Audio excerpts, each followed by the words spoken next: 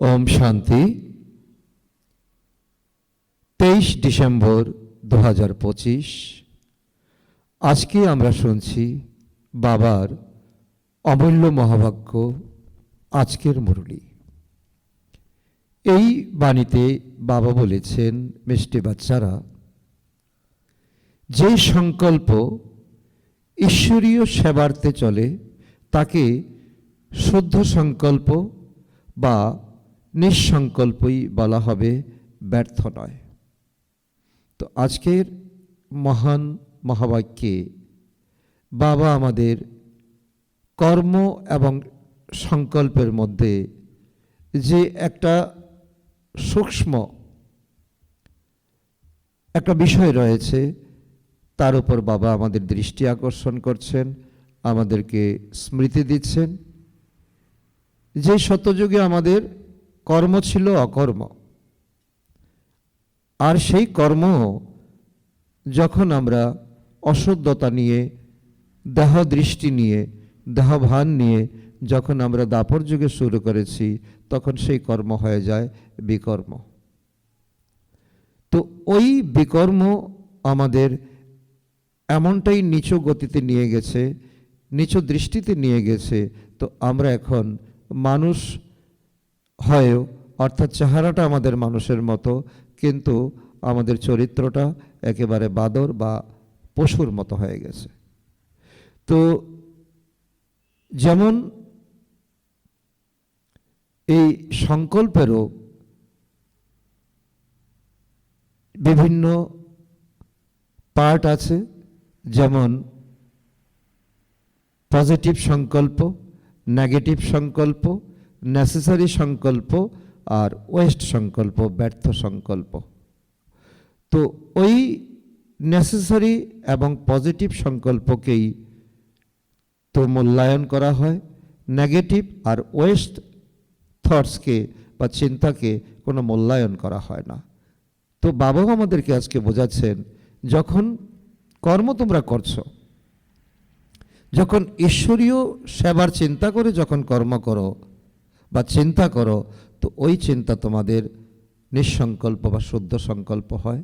যদি কোনো দেহ দৃষ্টিতে বা পরিবারের কারোর সঙ্গে যখন তোমরা তো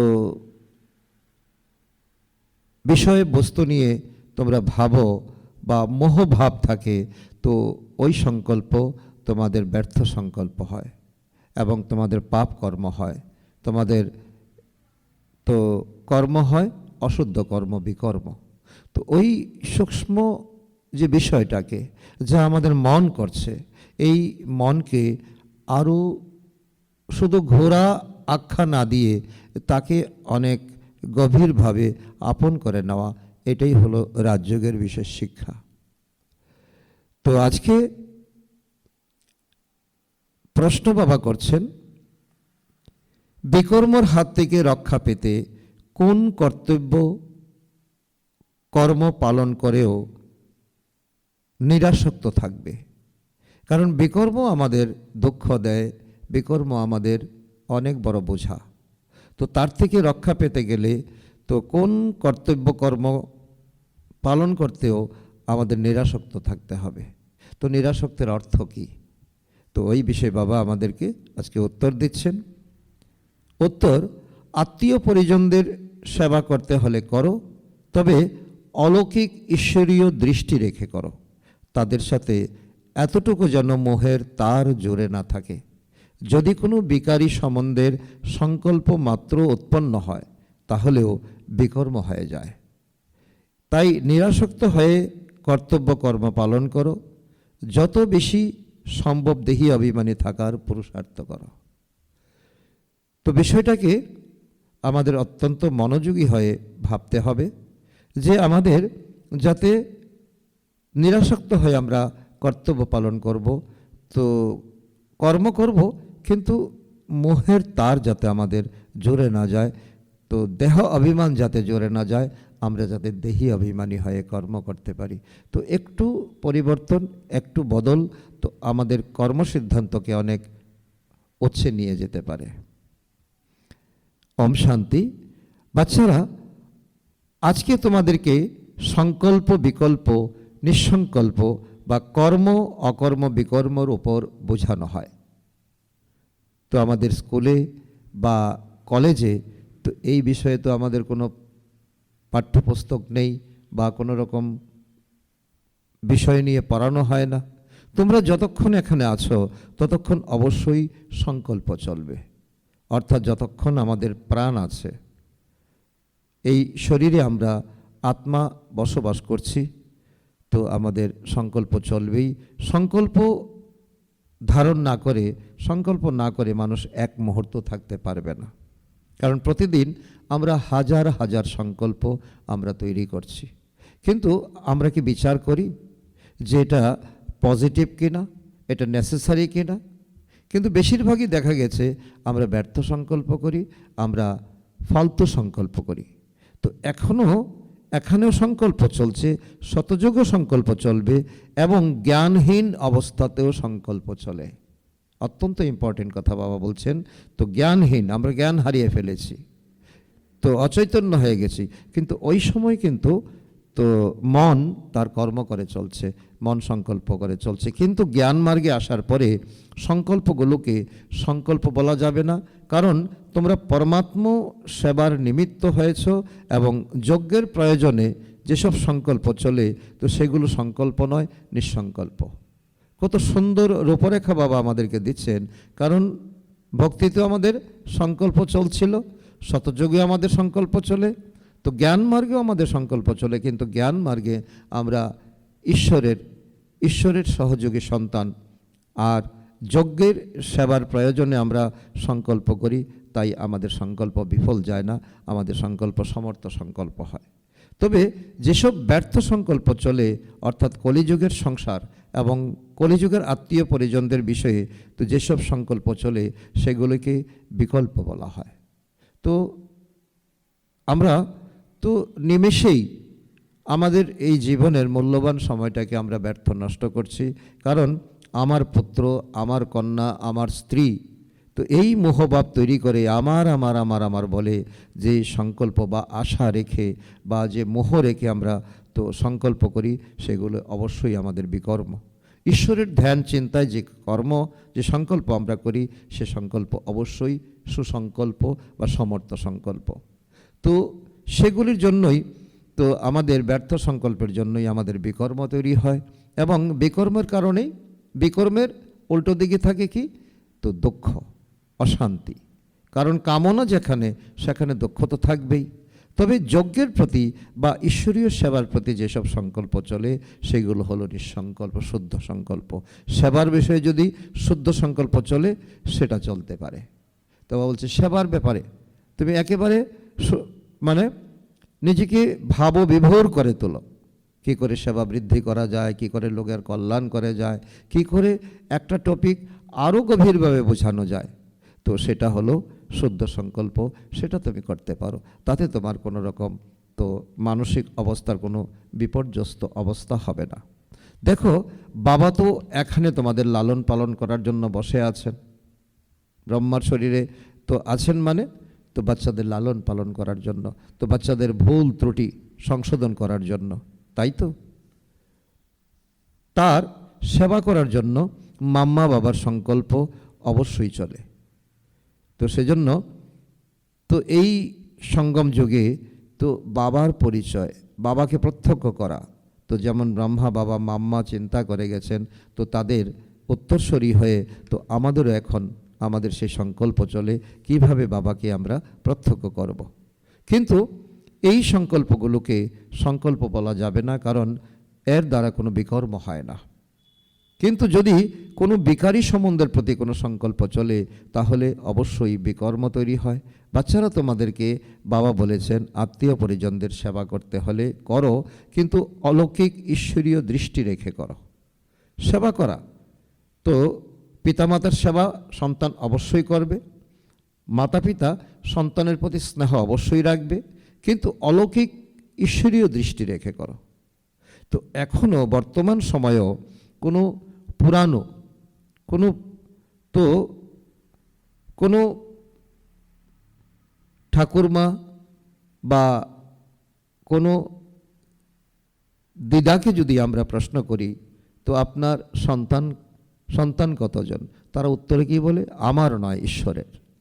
তো কারণ তারা এটা ভেবে চলে যে সন্তান আমার নয়, একদিন আমার কোলে এসেছে, একদিন আমার কোল থেকে চলে যাবে। তো সেই রূপ এ সংসারের যে কোনো সম্বন্ধ তো ঈশ্বরীয় দৃষ্টিভঙ্গি রেখে আমাদের করা উচিত। এতটুকু যেন মোহের তার জোরে না যায়। আমার স্ত্রী, আমার পুত্র, আমার কন্যা, আমার সন্তান, নিরাসক্ত হয়ে নিজের কর্তব্য পালন করতে হবে। তো যদি কেউ এখানে থেকেও কর্মসম্বন্ধতে থাকার কারণে সেগুলোকে ছিন্ন করতে না পারে, তো তাদেরও পরমাত্মাকেও ছেড়ে দেওয়া উচিত নয়। এটাও বাবা অনেক বড় সিদ্ধান্ত আমাদেরকে বলছেন। তো অনেকে তো সব কিছু সংসারে সকলে পারবে তা কথা নয়, কিন্তু বাবা বলছে যে এই সময়, বর্তমান সময় সঙ্গমযোগী ব্রাহ্মণ হয়েছে, কিন্তু তো এই কঠিন সিদ্ধান্ত নিতে পারছে না। তো কর্মসম্বন্ধতে থাকার কারণে তো মোহ ছাড়তে পারছে না। কিন্তু তার অর্থ এই নয় যে আমি পরমাত্মার হাত ছেড়ে দেব। তো হাত ধরে থাকলে কিছু না কিছু পদ অবশ্যই পেয়ে যাবে। তো বাবা আমাদেরকে ডাইরেক্ট, ইনডাইরেক্ট, সূক্ষ্ম এবং তো স্থূল বাবা অনেক শিক্ষা আমাদেরকে দিচ্ছেন। তো যদি তোমরা এই সংসারে থেকে মোহকে ত্যাগ না করতে পারো, তো ঈশ্বরের হাত কিন্তু ছেড়ে দেবে না। ধরে রাখলে তো একটা না কিছু, যেমন তো ছোট বাচ্চাদের স্কুলে তাদের কম্পিটিশন হয়, তো অনেক বাচ্চা ভালো করার চেষ্টা করে, কিন্তু একটু ভুলের জন্য সে পিছিয়ে যায়, তো তাকে একটা সান্ত্বনা পুরস্কার দেওয়া হয়। তো ঠিক তেমনই বাবাও বলছেন যে এখন পরমাত্মার হাত ধরে থাকলে তো একটা পথ তো পেয়ে যাবে। প্রত্যেকেই নিজেদের জানো যে আমার মধ্যে কোনো বিকার আছে কি নাই। যদি কারোর মধ্যে একটি বিকারও থাকে তাহলে অবশ্যই তাকে দেহ অভিমানী বলা হবে। যার মধ্যে কোনো বিকার নেই তাকেই দেহে অভিমানী বলা হবে। যদি কারোর মধ্যে একটি বিকারও থাকে তাহলে সে অবশ্যই শাস্তি পাবে। তো কড়া শব্দ বাবা শুনিয়ে দিচ্ছেন। তো যে কোনো 5 বিকারের যে কোনো একটি সূক্ষ্ম বা স্থূল রূপে যদি থাকে তার জন্য তাকে শাস্তি পেতে হবে, এবং যে বিকারকে ত্যাগ করবে সে শাস্তির হাত থেকে মুক্তি পাবে। তো যেমন দেখো, কোনো বাচ্চার মধ্যে না আছে কাম, না আছে ক্রোধ, না আছে লোভ, না আছে মোহ, না আছে অহংকার, তো তারা খুব ভালো সেবা করতে পারে। তো এটাও বাবা আমাদেরকে এগিয়ে দেওয়ার মতো, আমাদেরকে উৎসাহ দেওয়ার মতো অনেক সুন্দর বাবা আমাদেরকে স্মৃতি দিচ্ছেন। কোনো তোমাদের মধ্যে বিকার নেই, হ্যাঁ তোমরাই পারবে পরমাত্মার সেবাকে বৃদ্ধি করতে। তোমরাই শুদ্ধ শক্তি, তোমরাই শুদ্ধ আত্মা, তোমরা ঈশ্বরের সেবা করতে পারবে। তারা সর্বদা জ্ঞান বিজ্ঞানে ভরপুর থাকে। অর্থাৎ জ্ঞান বিজ্ঞান মানে তাদের কাছে জ্ঞান তো আছে, ঈশ্বরীয় জ্ঞান, বিজ্ঞান মানে যোগ। তো রূপ, বসন্ত, জ্ঞান, বিজ্ঞান ইত্যাদিতে তারা ভরপুর থাকে। তোমরা তো সবাই ওদের পক্ষে কি করবে, ভোট দেবে। হ্যাঁ, তারাই বরিষ্ঠ, তারাই তো নিমিত্ত, তারাই শক্তিশালী আত্মা। তো এটা যেমন আমি জানি, তোমরা বাচ্চারা জানো, যে ভালো তাকে সবাই ভালো বলে, যার মধ্যে কোনো কমতি থাকে তো তাকে সবাই ভোট দেয় না, তার মধ্যে পার্সেন্টেজ হয়ে যায়। ভালোকে সকলেই সমর্থন করে, সকলেই সাপোর্ট করে। তো এটা নিশ্চিত যে যার মধ্যে কোনো বিকার আছে সে সার্ভিস করতে পারবে না, তার গলা বসে যাবে। তো যে বিকার প্রুফ সে সার্ভিস করে অন্যকেও নিজের সমান বানাতে পারে। বিকার প্রুফ আমরা অনেক proof, water proof, fire proof, অনেক প্রুফ শুনেছি। এখন বাবা বুলেট প্রুফ শুনেছি। তো এখন বাবা বলছে যে বিকার প্রুফ যে হবে সে তো অন্যকেও নিজের সমান বানাতে পারবে। তাই বিকার এবং বিকল্পের উপর সম্পূর্ণ বিজয়ী হতে হবে। ঈশ্বরের প্রতি সংকল্প চললে তাকে নিঃসংকল্প বলা যায়। বাস্তবে কোনো সংকল্প না চলাকে সুখ দুঃখের থেকে নির্লিপ্ত হয়ে যাওয়াকে নিঃসংকল্প অবস্থা বলা হয়। কত সুন্দর পরিসংখ্যান বাবা দিচ্ছেন যে কোনো সংকল্প না চলাকে, তো কোনো মন্দও নয়, কোনো ভালোও নয়। তো এই যে একটা মধ্যখানের অবস্থা, সুখ দুঃখ থেকে নির্লিপ্ত থাকার অবস্থাকে নিঃসংকল্প বলা হয়, শুদ্ধ সংকল্প বলা হয়। কিন্তু সেটা তো অন্তিমে, যখন তোমরা হিসাব নিকাশ চুকিয়ে তো যখন সুখ দুঃখের থেকে নির্লিপ্ত হয়ে ঘরে ফিরে যাও, এই সময়টাকে বলা হয়, এটা অল্প সময়ের জন্য থাকে, এটাকে বলা হয় কর্মাতীত অবস্থা। তখন কোনো সংকল্প চলে না, আর তখনই আমাদের কর্ম তো অকর্ম হয়ে যায়। আর এটাই চলে তো 2500 বৎসর, সত্যযুগে ত্রেতা যুগে। সত্যযুগে স্ট্রংলি থাকে, ত্রেতা যুগে একটু পাওয়ার কমে যায়, কারণ 16 কলা থেকে 14 কলা এসে যায়।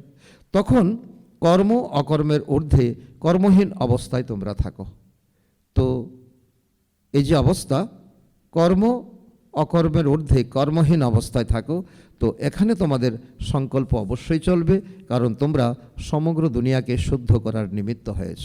তোমরা নিমিত্ত, তোমরা ঈশ্বরীয় সেবাদারী আত্মা।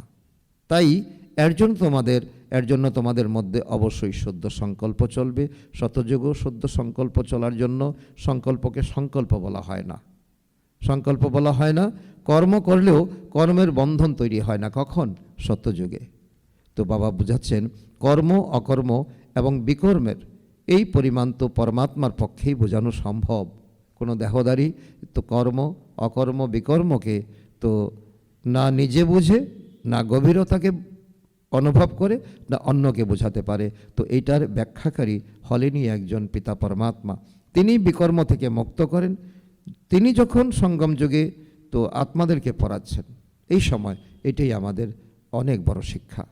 যেমন তো গীতাতে দেখিয়েছে, ভক্তির গীতাতেও দেখিয়েছে, তিনি তো এই যারা সংসারে পিছিয়ে পড়েছে, জীবন নিয়ে অনেক সন্দেহান, তাদের জন্য গীতা জ্ঞান পারফেক্ট। তো সে ব্যবসায়ী হোক, চাকরিজীবী হোক, শ্রমজীবী হোক, যে কোনোই হোক, জীবন সিদ্ধান্তে যিনি ভুগছেন তার জন্যই গীতা জ্ঞান। তাই বাচ্চারা নিজের প্রতি খুব সাবধান হও, নিজের প্রতি খুব সাবধান হও, নিজের হিসাবপত্রের প্রতি নজর দাও। তোমরা এখানে হিসাবপত্র মেটানোর জন্য এসেছো না, তো এমন যেন না হয় যে এখানে এসেও হিসাব তৈরি করতে থাকলে। সেজন্য বাবা কি বলছেন, যে মধুবন নিবাসী তো এখানে সমর্পিত হয়, তো বাবার সেবাতে যোগ্য রক্ষক হিসাবে থাকে, তো এখানে এসেও তো তাদের সেই মোহভাব যায় না, তো বিকার ভাব যায় না, তাহলে কিন্তু শাস্তি পেতে হবে। তো সেজন্য গর্ভজেলের শাস্তি কিন্তু মোটেই কম শাস্তি নয়। এটা আমরা পরিমাপ করতে পারি না, বা জানি না, বা দেখি না, গর্ভজেল। তাই অনেক পুরুষার্থ করতে হবে যাতে গর্ভজেলও আমাদের কোনো রকম সূক্ষ্ম সাজা না পেতে হয়। এটা খুব উচ্চ লক্ষ্য, তাই খুব সাবধানে চলতে হবে। বিকৃত সংকল্পগুলোকে পরাজিত করতে হবে। বিকৃত সংকল্প তো আমরা তো বিকৃত জিনিসকে আমরা পছন্দ করি না, বিকৃত মানুষকে আমরা তো মোটেও আমরা তো তাদের সঙ্গে আমাদের বন্ধুত্ব হয় না। ঠিক তেমনি তো বিকৃত সংকল্প আছে, বিকৃত মস্তিষ্ক, বিকৃত মনুষ্য। তো বিকৃত বাবা বলছে সংকল্পকে তো পরাজিত করতে হবে। যে সংকল্প আমাদেরকে করে আমাদের তো এই জীবন জীবনের মূল্যটাকে আমাদেরকে শেষ করে দিচ্ছে।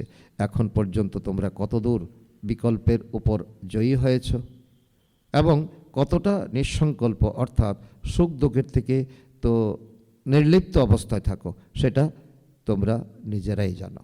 বাবা বলছে এই সময় তোমার স্পষ্টতা তোমার কাছে। বাবা কখনো আমাদের তো গীত শোনান যে মুখ দেখে রে পানি, তো দিলদ্রুপী দর্পণে পাপ কতটা পণ্য কতটা তোমার জীবনে। তো সেজন্য বাবাই বলছেন তোমরা নিজেরাই জানো। অন্য কেন তোমার জীবনকে নিয়ে লিখতে যাবে, বলতে যাবে, তোমাকে সতর্ক করতে যাবে? যে নিজেরা বুঝতে পারে না, তো সে মাম্মা বাবাকে জিজ্ঞাসা করতে পারে। তো তোমরা ওনাদের উত্তরাধিকারী, তাই ওনারা বলতে পারবেন। সংকল্প শূন্য অবস্থায় থাকলে তোমরা কেবল নিজেরই নয়, যে কোনো বিকারগ্রস্ত মানুষের বিকর্মকে দমিয়ে রাখতে পারবে। সেজন্য কোনো আত্মা যদি এই সময় সংকল্প শূন্য অর্থাৎ নিঃসংকল্প শুদ্ধ সংকল্পের হয়, সে নিজের তো বিকার দমিয়ে রাখতে পারবেই, অন্যের বিকারকেও সে দমিয়ে রাখতে পারবে। তো যে কোনো কামক পুরুষ তোমাদের সামনে আসুক না কেন, বাবা এক্সাম্পল আমাদেরকে দিচ্ছেন যে আসুক না কেন, তার মধ্যে কোনো বিকারের সংকল্প চলবেই না। যেভাবে কেউ যখন দেবতার কাছে যায় তখন ওদের সামনে শান্ত হয়ে যায়, তাদের স্নিগ্ধতা, তাদের তো গাম্ভীর্যতা, তাদের শক্তি তো অটোমেটিক তাদের কাছে শান্ত হয়ে যায়। তো সেই রকম তোমরাও গুপ্তরূপে দেবতা, কারণ নিজেরা এখন নিঃসংকল্প থেকে অন্যের বিকারকে দমনকারী, তোমরা গুপ্তরূপী দেবতা। তোমাদের সামনে কারোর কোনো বিকারের সংকল্প চলতেই পারে না। কিন্তু এমন কিছু কামক পুরুষ আছে যাদের হয়তো কিছু সংকল্প চলবে, কিন্তু তোমরা যদি যোগযুক্ত হয়ে দাঁড়িয়ে থাকো তবে তারা তোমাদেরকে আক্রমণ করতে পারবে না। এটা অনেক বড় সিদ্ধান্ত বাবা দিচ্ছেন। দেখো বাচ্চারা, তোমরা তো এখানে পরমাত্মার কাছে বিকারের আহুতি দেওয়ার জন্য এসেছো, তাই না? কারণ বিকার রাবণ তোমাদেরকে ধ্বংস করে চলছিল, তার জন্যই তো রাবণকে জ্বালাও। রাবণ তো জ্বলে না, মরে না, কিন্তু পরমাত্মার কাছে এসেছো বিকারকে আহুতি দেওয়ার জন্য। কিন্তু কেউ কেউ যথাযথভাবে আহুতি দেয়নি, পরম পিতার সঙ্গে যোগযুক্ত হয়নি, সারাদিন তার বুদ্ধির যোগ বিভিন্ন দিকে ঘুরে বেড়ায়, অর্থাৎ সে দেহি অভিমানী হয়নি। দেহ অভিমান তাকে করে খাচ্ছে। দেহ অভিমানী হওয়ার জন্য তো যে কোনো ব্যক্তির স্বভাবের দ্বারা প্রভাবিত হয়ে যায় এবং যার ফলে পরমাত্মার সঙ্গে ভালোবাসার সম্পর্ক তৈরি হয় না, অর্থাৎ পরমাত্মার জন্য সার্ভিস করার অধিকারী হয় না। সুতরাং যারা পরমাত্মার কাছ থেকে সেবা নিয়ে তারপরে অন্যদের সেবা করছে, অর্থাৎ পতিতদেরকে পবিত্র করছে, তারাই আমার সত্যিকারের পাকাপোক্ত বাচ্চা। যেমন সৈনিক যারা সুন্দর ট্রেনিং নিয়ে সুন্দরভাবে দেশকে রক্ষা করছে, তো তাদেরকেই সরকার কি করে পুরস্কৃত করে, ঠিক তেমনি পরমাত্মা তাদেরকে পুরস্কৃত করছেন যারা পাকাপোক্ত বাচ্চা, যারা নিজে পবিত্র থেকে অন্যদেরকে পবিত্র হওয়ার প্রেরণা দিচ্ছেন, পতিতদেরকে পবিত্র করছেন, ওরা অনেক ভালো পথ পাবে। এটারও ডিক্লারেশন বাবা দিচ্ছেন।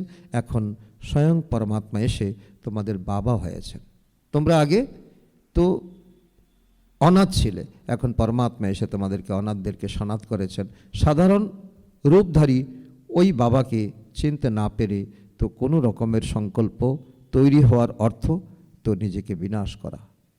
সেজন্য বাবা বলছে, তো সকলে তো পরমাত্মাকে চিনবে না, বুঝবে না, তো সাধারণ রূপধারী তো ওই বাবাকে চিনতে না পেরে তো কোনো রকমের সংকল্প তৈরি হওয়ার অর্থ নিজের বিনাশ করা। কারণ অন্য কোনো যেটা ভগবান নয়, যিনি ভগবান নয়, যিনি দেহধারী, তো তার প্রতি তো অনুরক্ত হওয়া মানে নিজের বিনাশ করা, নিজের পায়ে নিজে কোলহার মারা। তো এবার সেই সময় আসবে যখন 108 জন জ্ঞানের গঙ্গা তাদের সম্পূর্ণ অবস্থায় পৌঁছাবে। তোমরাই দেখবে অন্তিম সময় অনুভব করবে যে 108 কারা হবে। তো আর যারা পড়াশোনা করছে না তারা নিজেরাই সর্বনাশ করবে। এটা নিশ্চিন্ত রূপে জানবে যে এই ঈশ্বরীয় যজ্ঞে কেউ লুকিয়ে কোনো কাজ করে, তাহলে জাননহার বাবা তাকে অবশ্যই দেখতে পান এবং তারপর তাকে সাবধান করার জন্য তিনি সাকার স্বরূপ বাবাকে টাচ করান। তো ব্রহ্মা বাবার আমরা তো সাকার বাণী শুনছি, কারণ ব্রহ্মা বাবা অব্যক্ত হয়েছেন। তো ব্রহ্মা বাবা থাকাকালীন তো এমন কেউ যদি গুপ্তভাবে কাজ করত তো শিব বাবা ব্রহ্মা বাবাকে টাচ করাতেন। তাই কোনো কিছুই তো লুকানো উচিত নয়। হয়তো ভুল হয়ে যায়, কিন্তু সেটা বলে দিলেই ভবিষ্যতের জন্য রক্ষা পেয়ে যাবে। সেই জন্য বাবা এটাও বলছেন, কর্মের সিদ্ধান্ত ভুল হয়ে গেছে, ঠিক আছে, বাবাকে তো অকপটে স্বীকার করে নাও, তো সাজাও কম হয়ে যাবে আর ভবিষ্যতের জন্য রক্ষা পেয়ে যাবে। বাবাও বুঝবেন যে এই আত্মা তো সরলচিত আত্মা, না জেনে ভুল করে ফেলেছে, তো ঠিক আছে, তো আগামী দিনে না করলেই চলে। তাই বাচ্চারা তোমরা সাবধানে থাকবে। বাচ্চাদেরকে প্রথমে নিজেকে বুঝতে হবে যে আমি কে, তো হোয়াট অ্যাম আই। বাবা ইংরেজি শব্দ ব্যবহার করছেন, তো শরীরটাকে তো আমি বলা হয় না, আমি তো আত্মাকে বলা হয়। তো আমি আত্মা কোথা থেকে এসেছি, আমি কার সন্তান, তো আমি কার, কে আমার।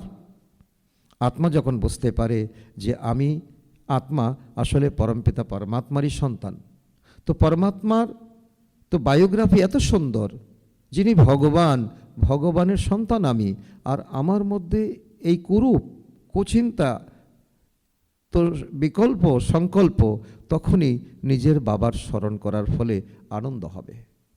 তো বাচ্চারা তখনই আনন্দ পায় যখন তারা বাবার অকুপেশনকে জানতে পারে। আমার বাবা এত বড় বাবা, আর আমার কর্ম এত ক্ষীণ। যতক্ষণ ছোট থাকে বাবার অকুপেশন জানে না, ততক্ষণ ততটা খুশি আসে না। যখন তারা বড় হতে থাকে বা বাবার অকুপেশনকে জানতে পারে, তখন তাদের খুশি এবং নেশা বাড়তে থাকে। তাই আগে তার অকুপেশনকে জানতে হবে যে আমার বাবাকে, তিনি কোথায় থাকেন, ওনার সঙ্গে আমার সম্পর্ক কি, আমি কি উত্তরাধিকার পেতে চলেছি। যদি বলো যে আত্মা তার মধ্যে লীন হয়ে যাবে, তাহলে তো আত্মার বিনাশ হয়ে গেল। তো আমরা তো জানি, ভক্তিতেও বলে যে আত্মা অজর অমর অবিনাশী। তো এই জন্য বাবা বলে কি, আত্মার বিনাশ হয়ে যাওয়া, তো এটা তো কোনো জ্ঞান হলো না। তখন কার আনন্দ হবে তোমাদের কাছে? তো যেসব কৌতূহলী ব্যক্তিরা আসেন, তাদের জিজ্ঞাসা করা উচিত যে তোমরা এখানে কোন বিষয়ে পড়াশোনা করছো, এই শিক্ষার দ্বারা কেমন পদ পাওয়া যাবে। যারা ওই কলেজে পড়াশোনা করে তারা তো বলে আমি ডাক্তার হচ্ছি, আমি ইঞ্জিনিয়ার হচ্ছি, আমি উকিল হচ্ছি।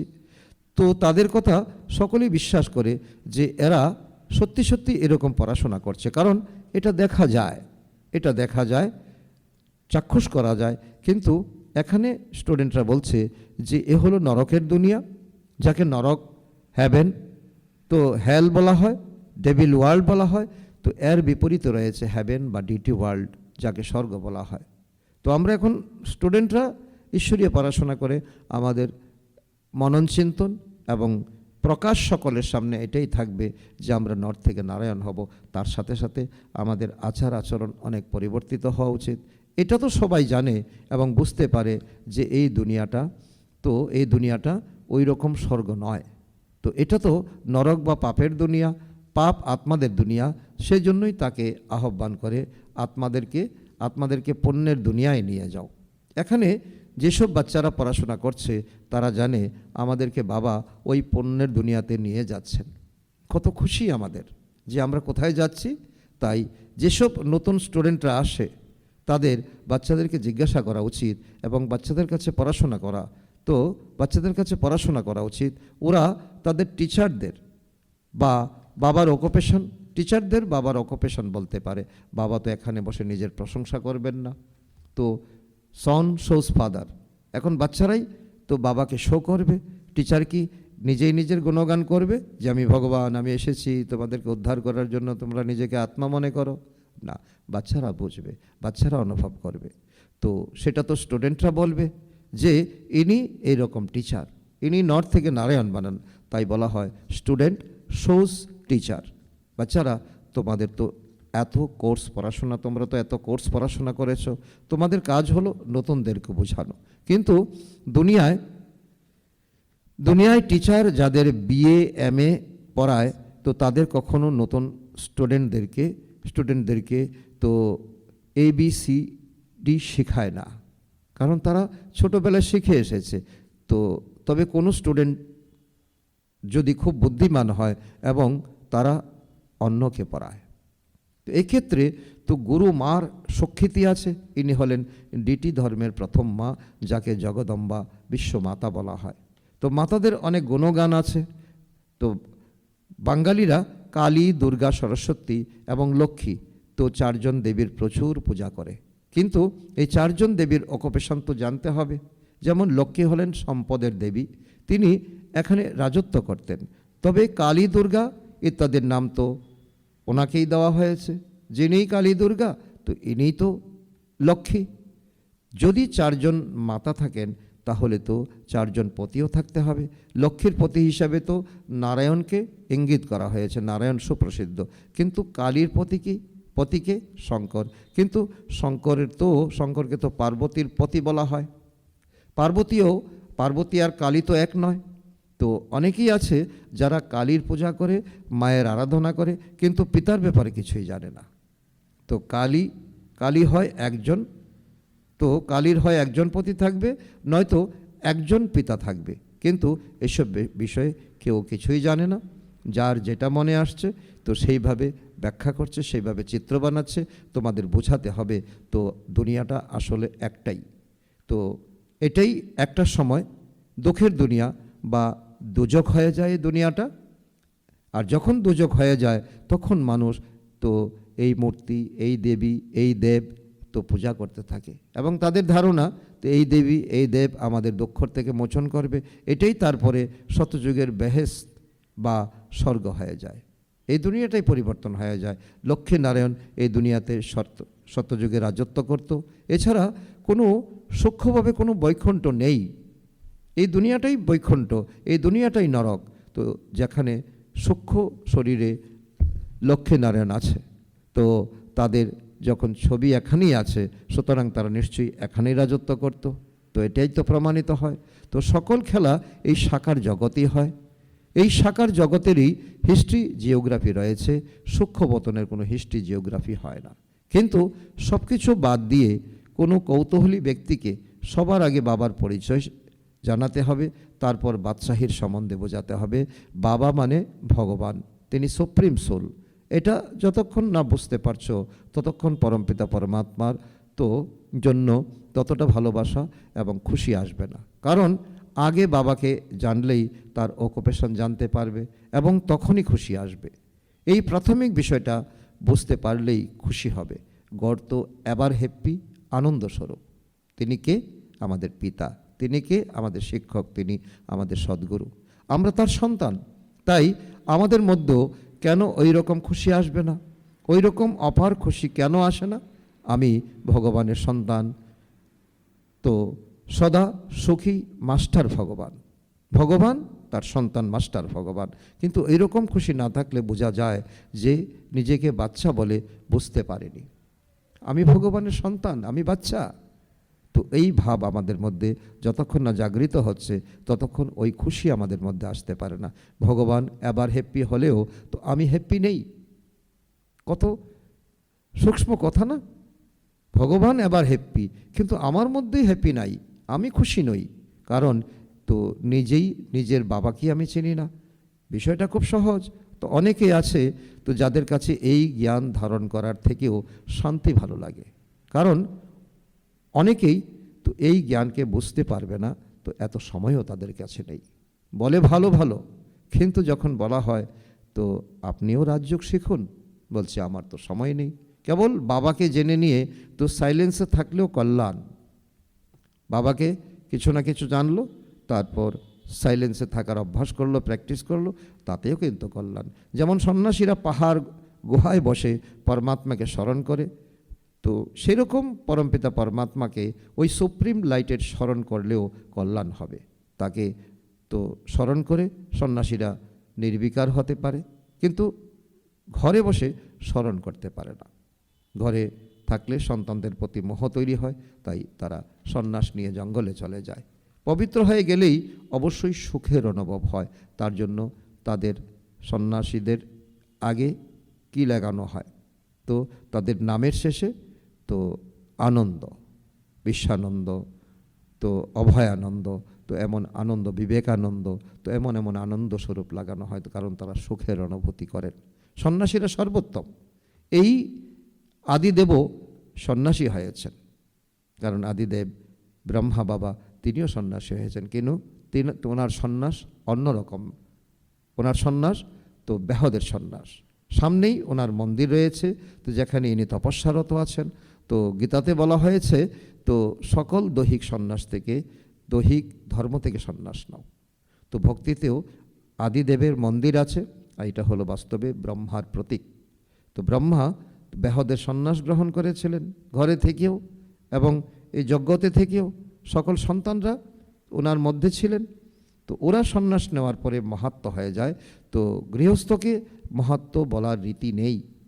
স্বয়ং পরমাত্মা এসে তোমাদেরকে সন্ন্যাস করিয়েছেন, সন্ন্যাস করা শিখিয়েছেন। সুখ পাওয়ার জন্যই সন্ন্যাস নেয়। মহাত্মারা কখনো দুঃখী হয় না। তো রাজারাও যখন সন্ন্যাস নেয় তখন মুকুট ইত্যাদি ছুঁড়ে ফেলে দেয়। তো যেমন গোপীচাঁদ সন্ন্যাস নিয়েছিল, নিশ্চয়ই ওতে সুখ পাওয়া যায়। আর এই সুখ এই সময় বাবা আমাদেরকে বিশ্লেষণ করছেন, আমরা অনুভব করছি। আচ্ছা, মিষ্টি মিষ্টি হারানিধি বাচ্চাদের প্রতি মাতা পিতা বাপদাদার স্মরণের স্নেহসমন আর সুপ্রভাত। আত্মাদের পিতা তার আত্মারূপী বাচ্চাদের জানাচ্ছেন নমস্কার। আমরা আত্মারূপী সন্তানরা আমাদের মাতা পিতা বাপদাদাকে জানাই স্মরণের স্নেহসমন, সুপ্রভাত ও নমস্কার। ধারণার জন্য মুখ্য সার 1 নম্বর, লুকিয়ে লুকিয়ে কোনো খারাপ কাজ করা উচিত নয়। বাপদাদার কাছে কোনো কথা লুকানো উচিত নয়, খুব সাবধানে থাকতে হবে। নাম্বার 2, স্টুডেন্টস শোজ মাস্টার বা টিচার।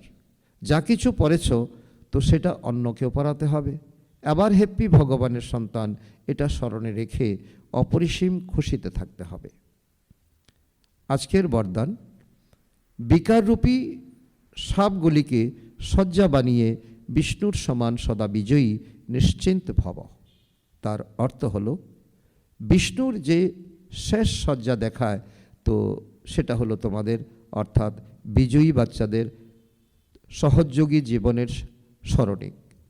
সহযোগ দ্বারা বিকাররূপী সাপও অধীন হয়ে যায়। বিকারকে সাপের সঙ্গে তুলনা করা হয়েছে, কারণ সাপ যেমন দংশন করলে তার মধ্যে বিষ আছে, তো বিকারেরও দংশন কম নয়। যে বাচ্চারা বিকাররূপী সাপগুলির উপর বিজয় প্রাপ্ত করে, সাপগুলিকে আরাম করার শয্যা বানিয়ে দেয়, তারা সদা বিষ্ণুর সমান হর্ষিত আর নিশ্চিন্ত থাকে। তো সদা এই চিত্র নিজের সামনে দেখো যে বিকারগুলিকে অধীন করে অধিকারী হয়েছ। আত্মা সদা আরামের স্থিতিতে নিশ্চিন্তে আছে। আজকের স্লোগান, বালক আর মালিক ভাবের ব্যালেন্সের দ্বারা প্ল্যানকে প্র্যাকটিক্যালি নিয়ে আসো। বালক আর মালিক ভাবের ব্যালেন্সের দ্বারা প্ল্যানকে প্র্যাকটিক্যালি নিয়ে আসো। আজকের অব্যক্ত ইশারা, এখন সম্পন্ন বা কর্মাতীত হওয়ার ধন লাগাও। তার পয়েন্ট, নিজের প্রত্যেক কর্ম ইন্দ্রিয়ের শক্তিকে ইশারা করো, তাহলে ইশারার দ্বারাই যেরকম চাও তো সেরকম চালাতে পারবে। তো এমন কর্ম ইন্দ্রিয় জিত, তখন পুনরায় প্রকৃতি জিত হয়ে কর্মাতীত স্থিতির আসনধারী তথা বিশ্ব রাজ্য অধিকারী হতে পারবে। প্রত্যেক কর্ম ইন্দ্রিয় জি হুজুর জি হাজির করতে থাকবে। তোমাদেরকে অর্থাৎ রাজ্য অধিকারীদেরকে সদা স্বাগতম অর্থাৎ সেলাম করতে থাকবে, তবে কর্মাতীত হতে পারবে। আচ্ছা, ওম শান্তি।